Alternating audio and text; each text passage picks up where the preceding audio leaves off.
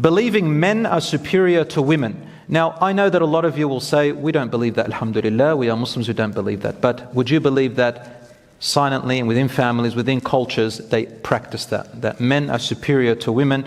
I know a lot of you are smiling to me and saying, this day and age, brother, this day and age, women are superior to men. Yeah, in different societies. But a lot of people attack Islam, and also some Muslims themselves in other countries of the world have this belief. And I'll give you some examples. They take it from the idea, the misinterpretation, misconception of verses in the Quran and hadiths.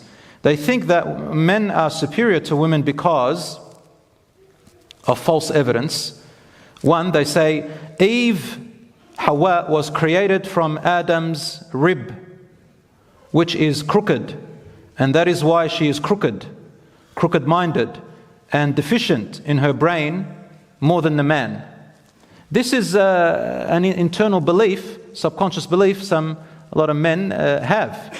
And I can tell you, brothers and sisters, there's a long study on this, that the correct view is that Eve was not created from the rib of the man. And they use scientific pseudoscience. They say that's why the man has one less rib, which is also false, by the way. It's just embarrassing.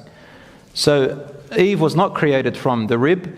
Rasul Sallallahu Alaihi Wasallam did say a metaphor, not literally that she was created from his rib. And the metaphor of the rib being crooked does not mean that she is crooked.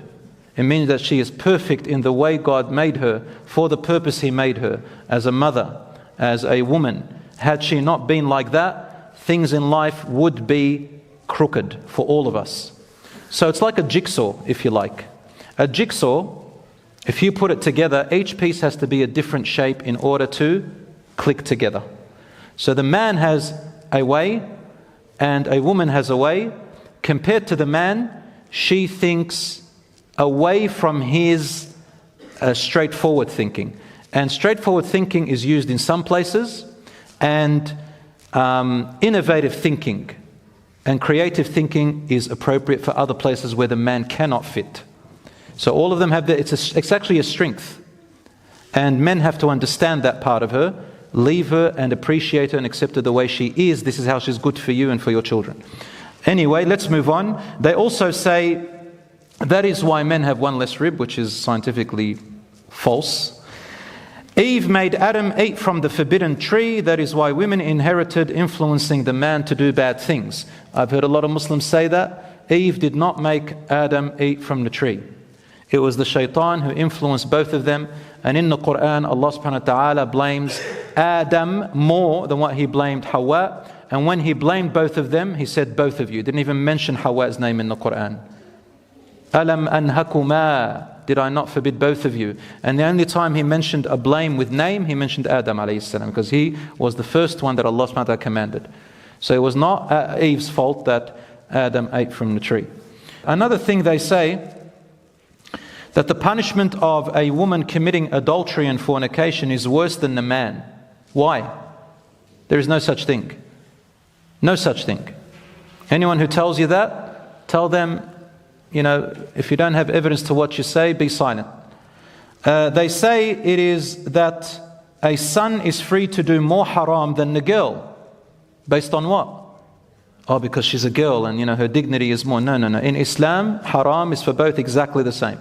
You are actually making haram what is halal. You are making up a haram for one and not for the other. And this is what the Quran talks about the children of Israel, the Jews did. And people of the past, how they altered and changed. And in fact, the Arabs at the time, the Prophet ﷺ, the mushrikeen, the idolaters, that's what they exactly did. They made gods, angels, females, and to them they've got male gods, which they worship like they're better, as if God is less. Even though to God He says male or female, we don't know. Allah says, لا تدري أيهما أقرب نفعا. Your fathers, your mothers, the males, the females, in other words, you don't know which one is more beneficial to you. Allah did not. In fact, the Quran says, وَإِذَا الْمَوْءُودَةُ سُئِلَتْ بِأَيِّ ذَنْبٍ قُتِلَتْ. When the female infanticide was practiced, the infant baby will be asked on the Day of Judgment, for what crime was she killed? Anyway, brothers and sisters, all of these are fallacies and false. There's one more. They say it is why boys get double the share of inheritance than the girls. Yes, that is true, but there's a reason for that.